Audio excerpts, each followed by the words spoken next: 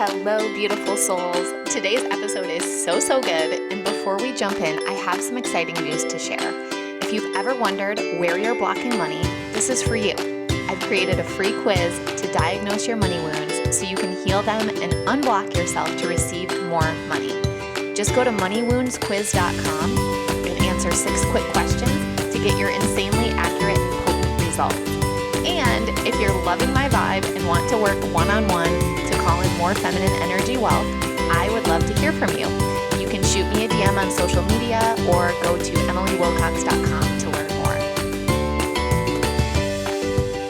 Hello and welcome back to the Em Makes Money Show. I'm so happy to be here and joined by Shoshanna Raven. Shoshanna and I were in a mastermind together briefly, and she is an incredible business leadership coach for heart-led visionary leaders. She is taking a stand for shame slaying.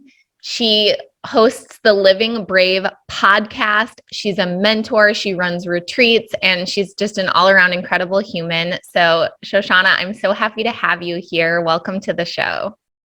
I am so glad to be here, and I'm so grateful that we overlapped in the mastermind for about one day, and that was enough. But before that, I was just expressing to you, like, I just love what you're doing in the world. I love the way that you express yourself. I feel your heart in all of your shares and the community that you lead. So I'm super excited to have a conversation for whoever's listening in. Like, I'm so excited to meet you too. I know the people that you call in must be nothing short of magical. Thank you so much. One of my favorite things about having the podcast is being able to just like talk to the women that I would sort of fangirl over or just want to get to know anyway. So I'm super excited for us to dive in. And I think where I want to start is you sharing your HSV status, because my sense of things is that when we share like the scariest freaking thing on the planet that we would never want anyone to know about us, it really alchemizes into this incredible, powerful thing. So was that your experience? Like, what did it take for you to go public with something that's typically very private and shameful? I love this question because I'm so grateful for genital herpes, HSV. I want to just scream like genital herpes from the rooftops, because so many people, even if they've overcome shame and they start to talk about HSV, it's like still, there's such a block in people just calling it what it is. It's a very highly stigmatized STI that 1 in 4 people, 1 in 4 New Yorkers, 1 in 5 people has HSV2, HSV1, cold sores, that affects 2/3 of the population. 1 in 2 women will have an STI before age 25.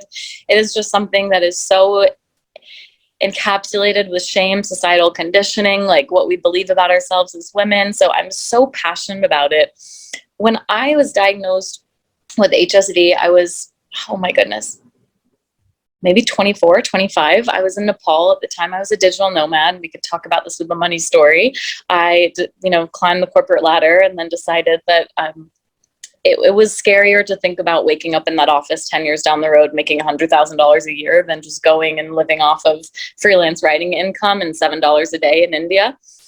So I was in Nepal and I got super sick, and long story short, I kind of self-diagnosed after going to the doctors. They didn't really know what was wrong with me. They said women sometimes just get stressed, to which I just like had this, shriek of like anger and distress. Like, I don't know what's wrong with me. I'm somewhere that I don't. That's your diagnosis. I'm a woman and I might get stressed. Yeah. And so then I finally figured out what was happening. And to me, it was such a collapse of identity and conditional confidence burst. Like, I had been a yoga teacher, I'd been traveling, I had built all this conditional confidence, this very limited idea of like spirituality, where it's like good vibes only, and like you're more than your mind and your body. Like, this is all beautiful stuff, right? Like, you're more than your mind and your body, like the undying, unborn self. But like in that moment, like the human stuff had come up. It was like, what are the story, like the ancestral stories? Like, what do I believe is true about myself? What are my deepest, darkest fears? Because what something like HSV does is it literally shines a light on all of the old stories, all of the old fears that you already have about yourself. So that's what I loved about the HSV journey, was I realized that HSV, it's like a very common skin condition.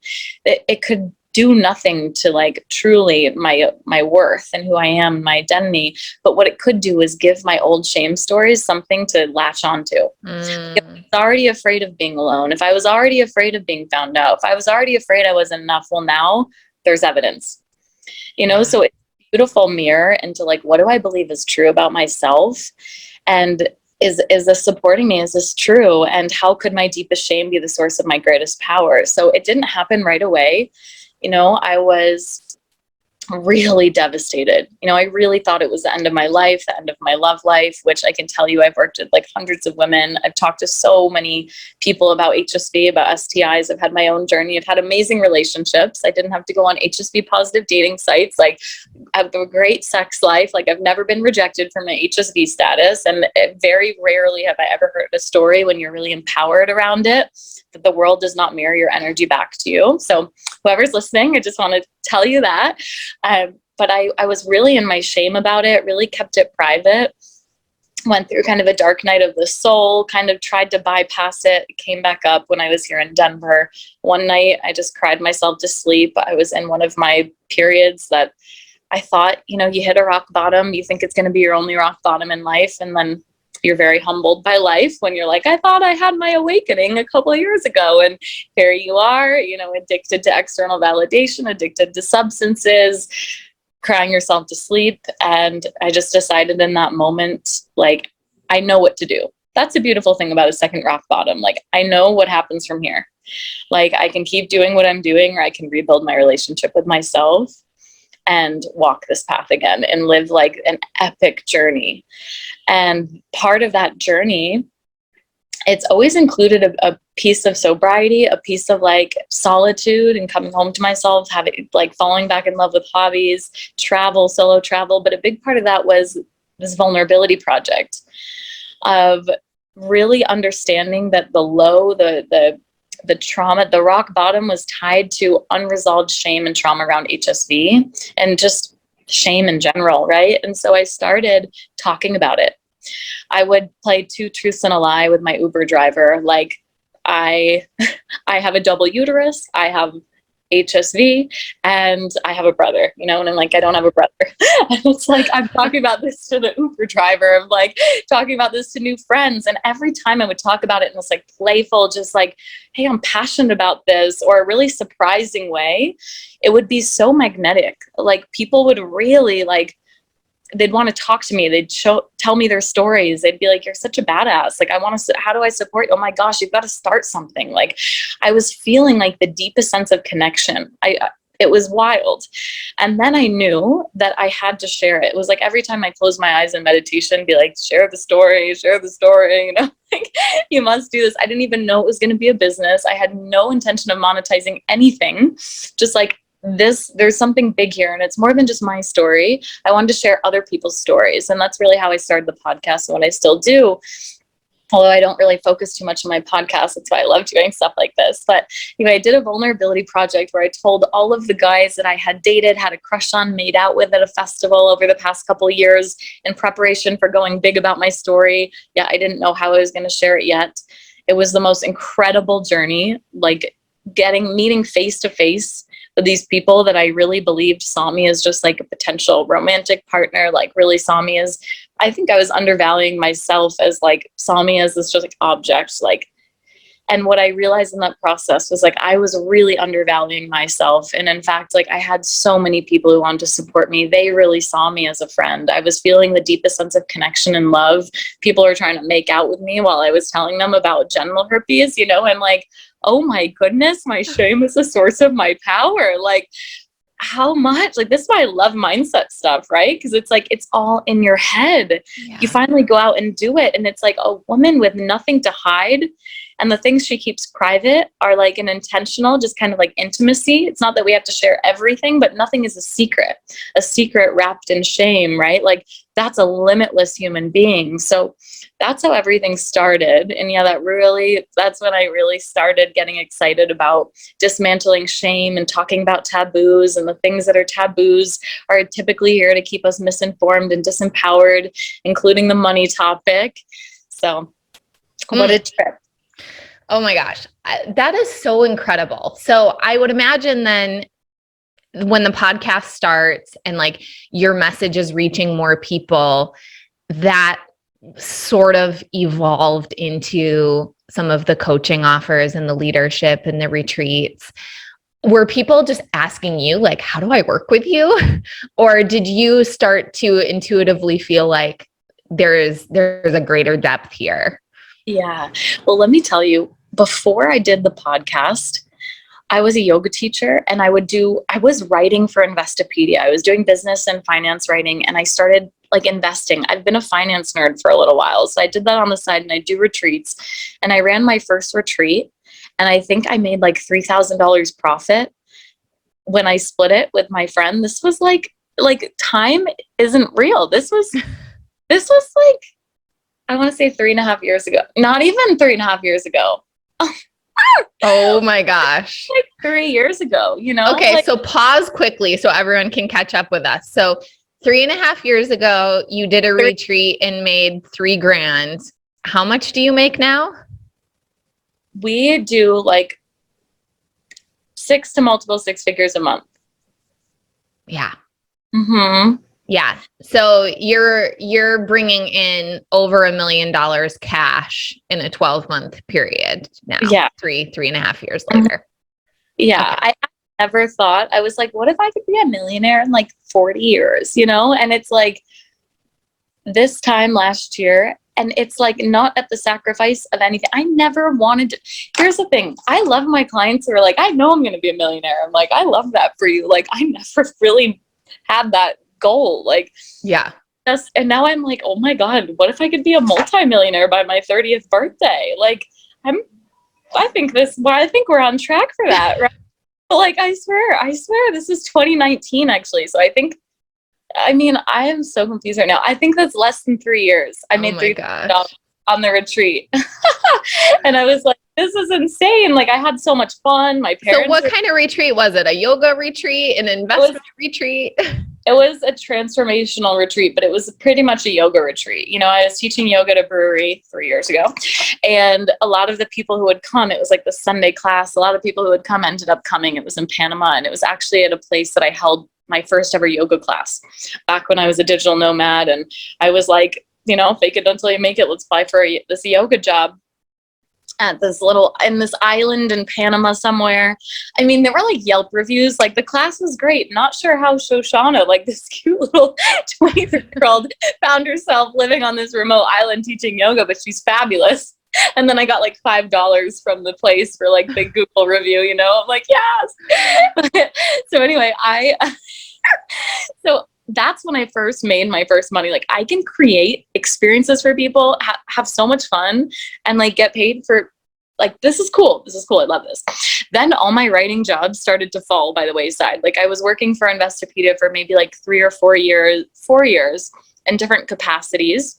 I had some other freelance gigs. I was dog walking. I was beer tending, just because I wanted human interaction, because I spent so much time, like, you know, I'd wake up in the morning and get a couple hours of writing done. I was paid per article, so I'd just bang it out and then go skiing and go hiking and live in Colorado, you know? And it's actually quite funny when I'm thinking about it now.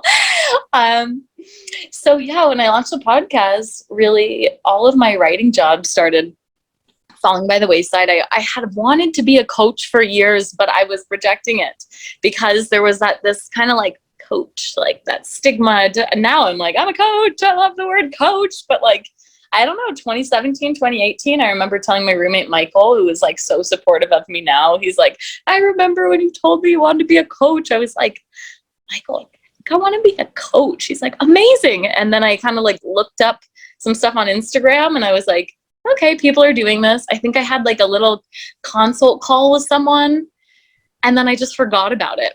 until like I launched the podcast, my writing job started falling by the wayside. I've been a coach my whole life. Like everyone I've ever hung out with for more than a few months is like, I'm going to quit my job and go to South America, like that was like, I've always been arguing for people's dreams and people's potential. I'm a projector. So one thing that's been really supportive is realizing like I've been literally dishing out advice and like trying to support people for the longest time. It's really helpful that I get compensated for that, and then people actually ask me for it. So that was it. Yeah, I launched a podcast and people were sharing it, and not many people are talking about this stuff, and it was really true, and it was really real, and it was really like, some of the stuff that people teach now and that I might teach now, it's like I didn't know this as strategy. It's just like, it's not like create a movement and like enroll people in the movement. Like that wasn't the intention. It was just like, that's what happened. Like, it was like, this is a movement. Like I'm not trying to convince anybody to do anything. There were literally no offers besides like, another retreat that I was doing. And I loved it. I built relationships. And then I was like, let's do this thing. I launched, this is funny. I always talk about my $0 launch of my coaching business 2.5 years ago. 2.5 years ago. And I was like, the Living Brave 8-week program. I had no idea what I was doing. I always knew I could help people. I just like lacked, I'm an Aries rising. So I have this like, go, go, go. Like I don't get stuck in planning. That's, I think, how I do so much, because it doesn't feel like a lot because there's less thought. So I was like, let's go, let's do it. This 8-week program. It was a nightmare. Like I went live to talk about it. I'd never gone live before, and I just didn't know what to say. And I was like, what was that? Oh, I've got to go. Like I pretended I had to go, like it was, I totally scrapped it. I launched in my head, as I tell some people, I think you launched in your head. I don't think you launched. And it was a flop. And then I just kind of recouped, reevaluated.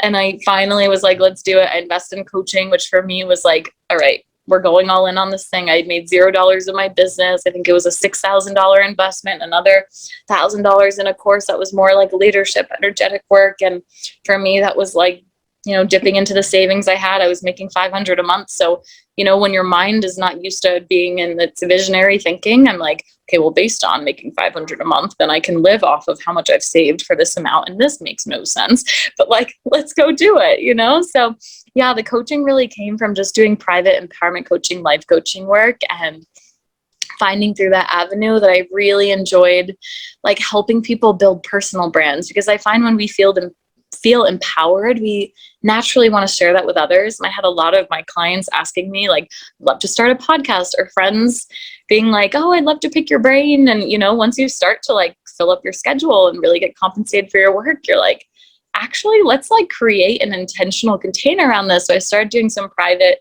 business mentoring. I loved it. I was falling in love with it. I found it was a lot of the same identity work, empowerment work, just through a different lens and avenue. And for me, the impact potential was so inspiring, and I loved it. So that's really how everything developed. And then the product suite, as you know, like it all just kind of stacks on top of itself. I've always loved this idea that, you can be the niche, and people can go through all different areas of their growth and their healing, and really about like quantum growth, quantum healing, like how much life could be fit into this life. Like, so that's really been my experience for the past couple of years, is just like a portal of so much growth, so much quantum restructuring. I went through like a really hard heartbreak last year that was just like another big activator, just like the HSV situation was. And I'm looking forward to seeing what's next. Yeah. Well, you definitely are collapsing time. I mean, it's incredible how much has happened, right, in the last 3 years. It's so incredible. And so who knows what the next few years are going to hold for you.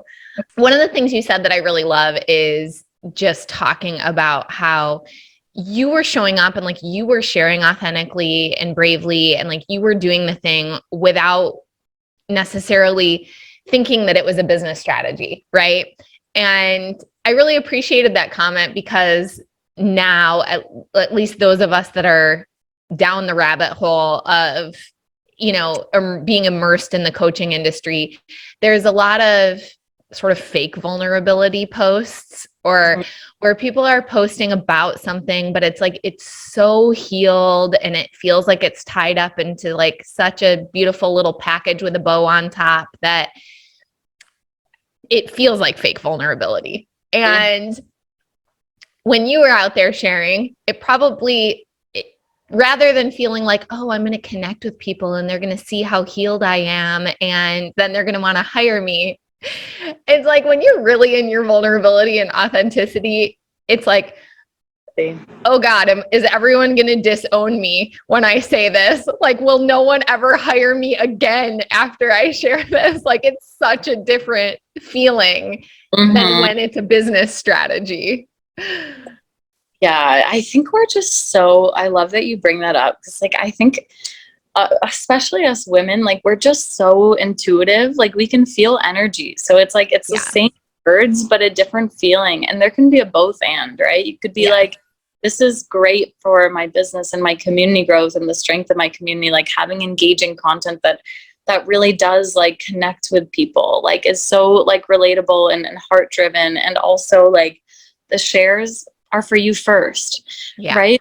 Like I knew I did that podcast because it was like, I'm literally going to explode if I don't express my creativity. So in a way it is still selfish, right? It's like, I want to have like a space to be creatively expressed and to connect with people on like a deep, deep level, because it's like the truest connection, the most in my power I've ever felt, you know? And even if it is like, oh my gosh, will you disown me? But what if it's like, that is like so real. And then there's also that like, you can be so authentic in your shine. And I feel we could talk about this, that when I started talking about money, like more people totally disowned and rejected me than HSV, because more people are actually uncomfortable with you talking about the shine rather than having to reach to the pain to justify the you know, the hero story. Oh, but I used to struggle, you know. It's like, where do we always like, you only can shine if you've earned it, and what do we even believe earning it is, right? Like, so I think there's a way too to be really authentic in your shine. Like, gosh, I feel so good, like I want you to see me, you know. Like that's something too where I think it was last year, I had been doing a lot of business coaching stuff, and I really desired to do a program that had nothing to do with business or leadership, you know. But it had everything to do with business and leadership. Like it was just about bravery and confidence and shame slaying. And I was like, I just really want to come back to the roots for a minute. And I did this boudoir photo shoot. And for me, it was also a representation of like, it was not just for business owners. I had my aunt in there. I had people who know me for 10 years. I had some of my private clients. Like it was an amazing program. And I did this boudoir shoot, and there was this like really sexy photo, and I sent it to a friend, and I'm like, I'm gonna post this, you know. And she's like, okay, just check in, like, why are you posting it? She said something like, is it for attention? And I was like, yeah, you know? Yeah. That's exactly what it's for. I want people to see it. Yeah, I was like, absolutely, you know. Like it made me think of Regina Thomasauer, Mama Gina of Pussy Reclamation, where she's like, you know, flirting is enjoying yourself in the company of others. So it's like, can you ever take out ego? Can you ever say like, I want it to be for me first. Like I enjoy this beauty. I would love, like, feels good when you also experience this with me. And like, of course, you know, even just the photo can be valuable. Maybe it inspires you to share your own thing, or maybe you think it's beautiful, but of course, you know, the writing underneath it was also from my heart and was also of service and also super valuable. So it's like living in this both and not making ourselves wrong for like, you know, the way we express ourselves, like, oh my gosh, this is too vulnerable enough. Do I have the right intention? You could have multiple intentions. Right. I just, we don't want to re-traumatize ourselves, you know, with vulnerability because somebody has just forced a business strategy, like, you know, totally. Literally, you're like, I'm coming to you because I have strategy trauma, you know, like, how do you connect with new people? Like, how do you like connect with your audience? Like, what are you going to send? You know, and I'm like, you forgot that you want to connect with your audience. Right. You know, it's like sometimes when there's so much strategy, it's like you forget that like you would naturally just connect with people. And like when I had more bandwidth and I would reach out to people and they were new in my audience and be like, I'm so happy that you're here. Like, I love when I'm live and I know who the people are. Like, I love the request to join the Facebook community and I've had a chat with you, you know, like I could teach that as strategy, but it's like the reason it works is because people are like so blown away that like, yeah, of course I created something. You want to join it? I want to know who you are. Like, yeah. Totally. And it's like, it all goes back to like a should versus desire, you know? Like, what should I post on social media? I don't know. What do you want to post? What do you want to share? What do you feel like talking about? What do you want to explore? What's on your heart? Yes. Yeah. And it does get tricky, you know, and there is like a game plan, I think, that gets to support us. Like, that's like, okay, I have so much to say. And like, again, like it's just an abundance of things to say, which is such a good problem to have versus I have nothing, you know, like have an abundance in your life. And like, here's some kind of game plan that might support you. You know, you can have themes, you can do launch seasons, and you can do all sorts of things. And like, you know, have structures that support you. But yeah, it's like if more of us just did what felt good, but then there's a lot of work around feeling good. Yes.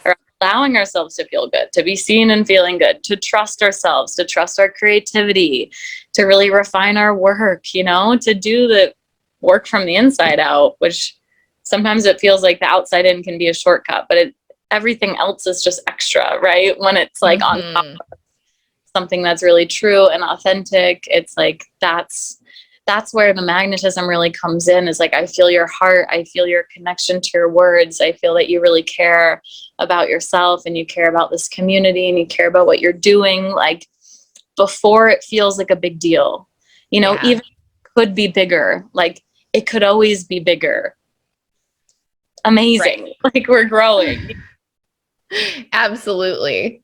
Okay. So I want to know, what were some limiting beliefs that you had around money that you had the opportunity to shift in order to help step into the version of you that's here today? Yeah. Oh my goodness. Like limiting beliefs around money. What I will say is like, I grew up where my parents like are so amazing, and we never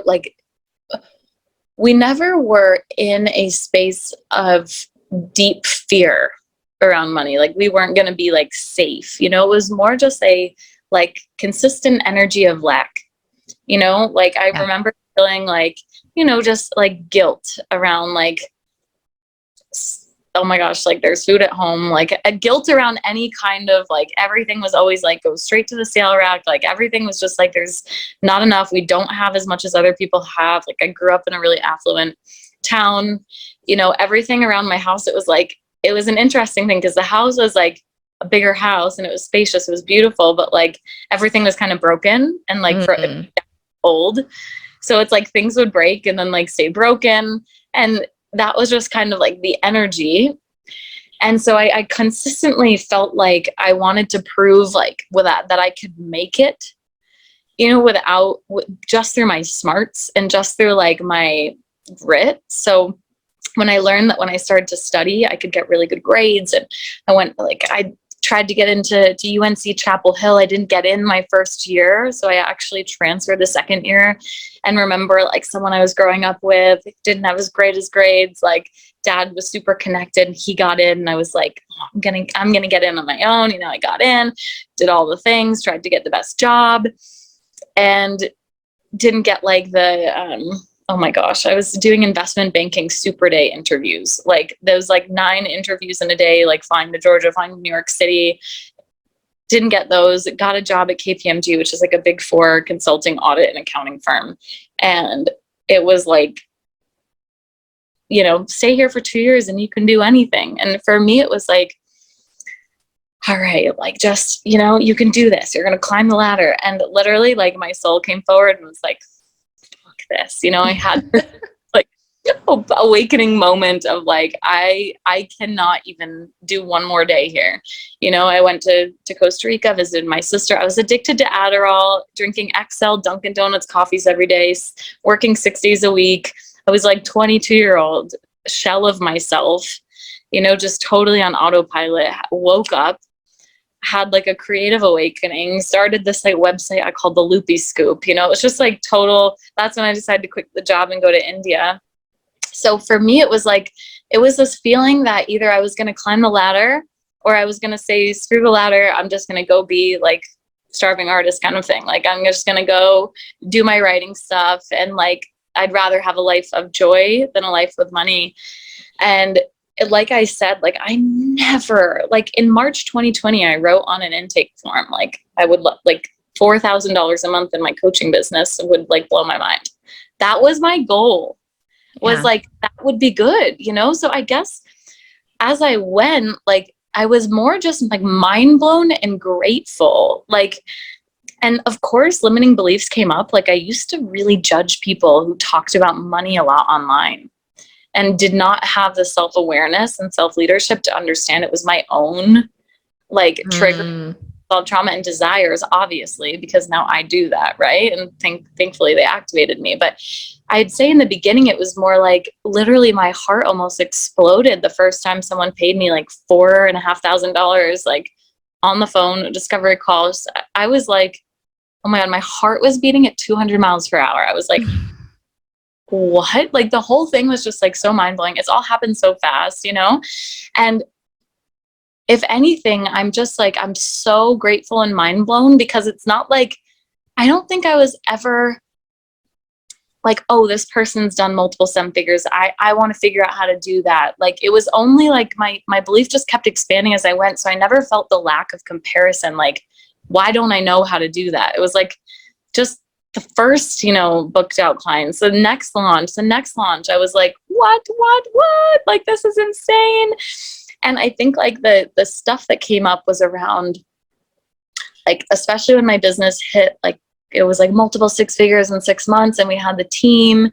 And I just got so freaked out around like fear, the same fear of like the fear of if this will work, was like the fear of recreate. Like, can I recreate this?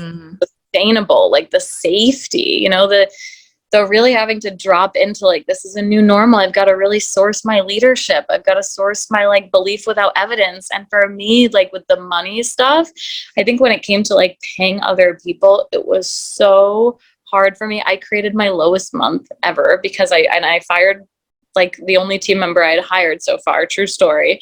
And I was just like, oh my God, like I can't, like, we had been working together for like a month or two. I'm like, I don't think I can do this. I started looking up yoga jobs and I totally like contracted because it was like so much came in and it put pressure because I'd also over prioritized my business and over prioritized like the meaning of this financial milestones, that when you let the business seep out into other areas of your life, of course it feels like more pressure because it feels like your whole life because you've let it seep into your life.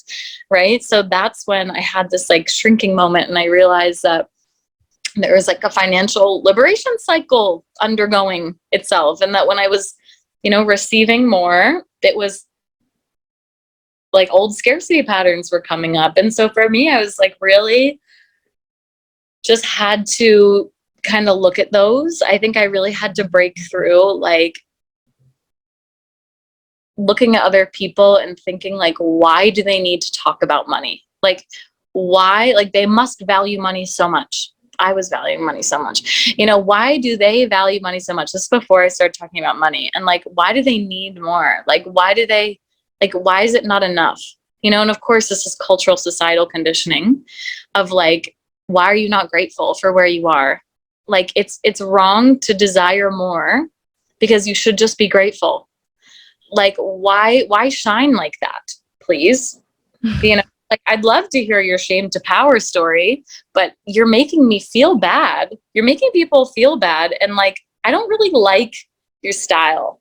Not like, not like I don't know yet how to celebrate other people who are happy. That's a very hard thing, you know, to be like, why is it hard for me to just genuinely be so happy for other people's success? So this has been, I mean, it's so much more like the money is just a mirror into our relationships, right? So yeah, it was like really that whole journey of deciding, like, I love now when people are celebrating their financial milestones, like we get to celebrate engagements and baby photos and all kinds of stuff. I want you to like, you're reaching financial liberation in a way that's in direct alignment with your soul's work. I'm so happy for you. Like, it was just a feeling like I couldn't do that, you know, and like I was wrong for wanting more, even though I should be grateful. And it's like, we can only truly desire when we are grateful, right? Like, or else it's need, or else it's stress, like wanting to be somewhere else more than where we are now.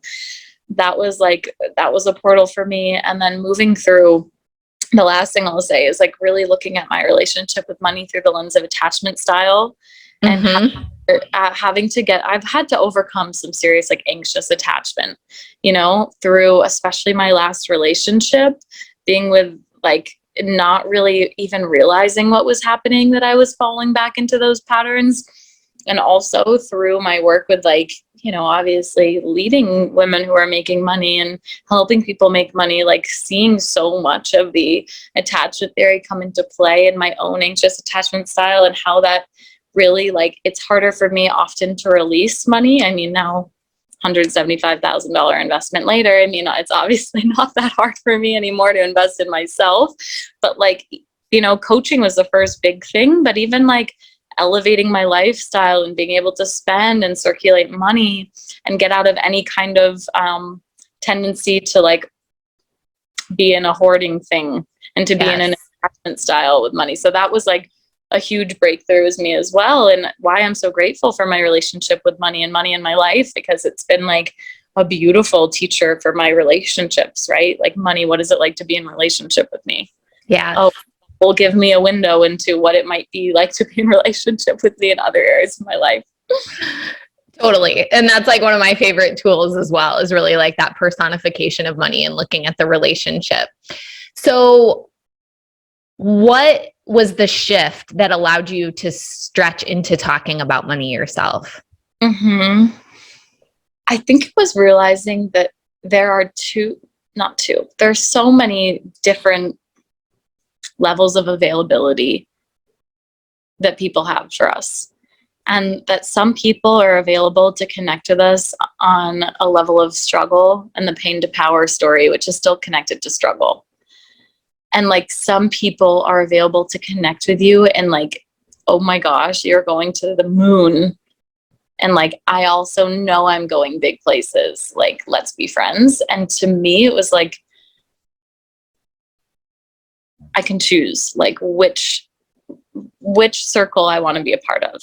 Like, which one really is like most honoring of my soul, you know? And I wanted to talk about it because the truth is, I had on my Investopedia bio for the longest time, like, I wake up every day excited about spreading like financial, democratizing access to financial information, financial tools. And that was always exciting for me when I was writing for Investopedia. Like, and I started playing in the markets, like, you know, back when I was barely making any money. You know, I bought a stock called Plug Power. This is not financial advice. And I was like, this is a little cafe in Buenos Aires in 2015 or 2016.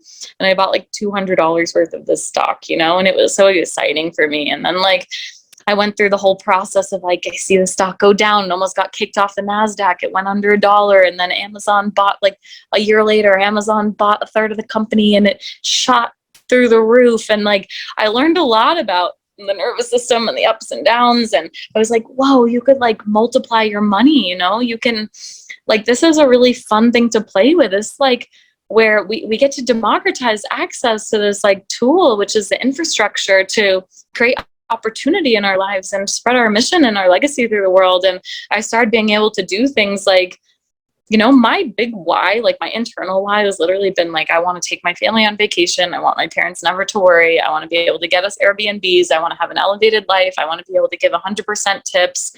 You know, in Bali, I'm like, oh my gosh, 800% tips. Like, this is fun, you know?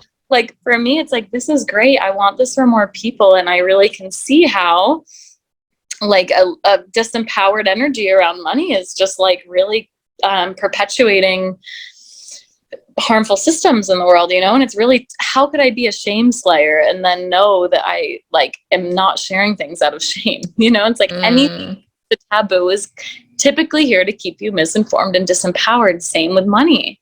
Yeah. And so that's what I started talking about. And I was also just seeing such crazy growth. I'm like, if I could be like juggling 7 side hustles and like someone who thought I would never be the kind of person who could keep a job for more than a year and like, you know, totally type B, unorganized, like all of these things that you think like totally floaty and like, you know, giggly and goofy. And like, I'm like doing this thing and it's working and it's like creating a ripple of impact through my life. And like, how could I not share about this? So that was kind of the same thing. Like, how could I not share about this? But I definitely saw a huge turnover in my community. It was like thousands of people. I would look at my insights and it'd be like 1,000 follows and 1,001 unfollows, you know, like it was really insane. There was this massive turnover. I had this like client clearing situation where a lot of clients who were like, you've taught me so much about life. Like, I love you. How do I keep working with you? Once I start talking about money, we're just like, you know, 180. We don't like what you're doing. It's bro marketing, you know, but just like we canceled, blocked. A lot of those people come back around, start liking my photos. And I'm like, oh, yeah. You know, I've asked myself the question, like, who benefits from us not talking about money and for money being stigmatized? Spoiler alert, like it's not us. We're not the ones benefiting from it. And so similar to what you're talking about with democratizing information around investments, it's like we get to heal our money story, but the reason we stay wounded around money so long is because we never talk about it. And as soon as we start talking about it and sharing some of our deep fears and our thoughts and our feelings, then it's actually open for discussion and for poking holes in it and saying, is that really true? And open for us to receive some medicine and some healing and for us to start empowering others or for others to inspire us. You know, I can't even tell you how many times I've like in the past written off someone's business as like, oh, it's just a little hobby or it's whatever. I bet they don't make very much money. And then like, if I happen to find out how much they were making, it's like, wait, what? You're making this much doing that? So it's like, we also don't have the opportunity to inspire other people. Yes. If we're not willing to talk about it. Oh my gosh. You know, the most fun thing ever, like when you can just be embodied in your lead with your energy and your heart, like I feel like I used to want to talk about my business a lot, you know, and really like weigh in on conversation. And it's just so fun to be like, yeah, I'm a coach, you know, and have people like find out later. It's the best. It's like, totally. You know, it's like the most amazing part about me, I hope, is like my energy and my personality and the way that we feel together. And, you know, it's like we used to exactly what you're saying. It's like shame, right? Which is what we've been talking about. Shame amplifies in the darkness. Like we don't talk about these things because we think when we talk about them, they have power over us, but they only have power over us in secrecy. So once you start having transparent conversations and you start saying, oh, there's this funky thing that I do and that I believe about myself, you separate yourself from it and you take your power back. So it's like, I talk about money online, I talk about HSV, but honestly, I feel like these things are quite boring. Actually, the reason I stopped talking about HSV was like, listen, I'm like, I can talk about the shame and alchemizing shame, but like the actual like this virus that like, you know, like I literally haven't had any physical symptoms since the first time because I've healed my shame around it. And also like everybody's body is different, right? But like, this is like money. One of my least favorite, my biggest pet peeves, my partner knows this about me because he'll just like look at me. It's like, I hate talking about how much things cost.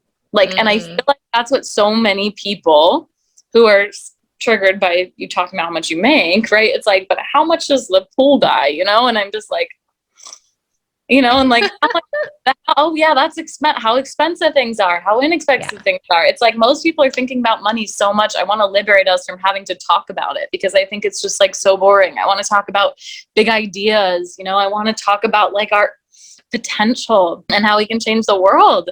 So for me, it's like, I talk about it because I don't value it as much. It's like, I feel like you can't talk about it. It has such a high value in your life. If you feel like it's so powerful that you can't talk about it, it's like Voldemort, like it's so powerful. You can't even say its name. And I'm just money. This is how much we made this month. I celebrate our low months. I'm like, I'm celebrating one of our lower months. Here's what happened this month, we don't value things that we openly talk about. When we feel like we can't talk about them, it's like, what does that say? Yes. I love that so much. I have a feeling that everyone listening is going to want to connect with you and, continue hearing like you talk about money, you talk about, your power story and the ways that you're building leadership and community. Where do you hang out online? What are the best places for people to connect with you? Oh my gosh, Emily, thank you so much for having me in this conversation. I'm so excited to know more. And I would love to have you on my podcast, The Living Brave. I would love that. So if podcast listeners, I have the Living Brave podcast. I'm really excited. I'm doing some coaching sessions on my podcast, which is really fun. But I have some fun episodes on there. And some of my offers are on my website, shoshannaraven.com, but some of them aren't. So it's the best just to connect and see what we have going on and dive into some of the content. We have a Facebook community, the Living Brave community. I share a lot on Instagram. I'm typically like on my stories, just having a blast. It's Shoshanna_Raven. I would love to connect with you. It's so fun when you let us know that you're listening and if anything resonated, because then I know what's connecting and I can go create something with it and hopefully help and inspire some more people. Yes. So we will have links to all of that in the show notes. So please go connect with Shoshanna. And Shoshanna, any last words for us? I just love you already, and I'm so grateful for this conversation. Thank you all for being here. I hope that lately I've just been waking up every day, and I'll say to my partner, and he started to say to me, are you ready for the best freaking day of our lives? And he'll text me, are you ready for what? The best day of our lives? And it's so available to us in every moment, every day, to just decide that today is going to be the best possible iteration of this day that you could possibly have. Best day of your life energy. When things don't go as planned, you just find the magic in it. You surprise yourself and others with how relaxed you can be. And that is the ultimate gift. It's been such a gift to my life, and it's been really connecting with my community. So I wanted to share that here. Amazing. I am ready for the best freaking day of my life. Oh my gosh, have the best weekend of your life. The best weekend of my life. So thank you so much for being on the show. Thank you so much to everyone listening, and we'll see you soon. Bye. Thank you so much for tuning in to today's show. Before you go, I have something fun to share. Now, when you leave a review of the podcast on Apple, Spotify, or YouTube, take a quick screenshot and send it to hi@emilywilcox.com. You'll be entered into a drawing to win a free one-on-one Voxer coaching day with me, and you help the show reach more new listeners. Such a win-win. I also invite you to follow me on Instagram @mmakesmoney and to jump into my free Telegram community, The Money Club, which is linked in the show notes. Until next time, I'm sending you all the magic money vibes.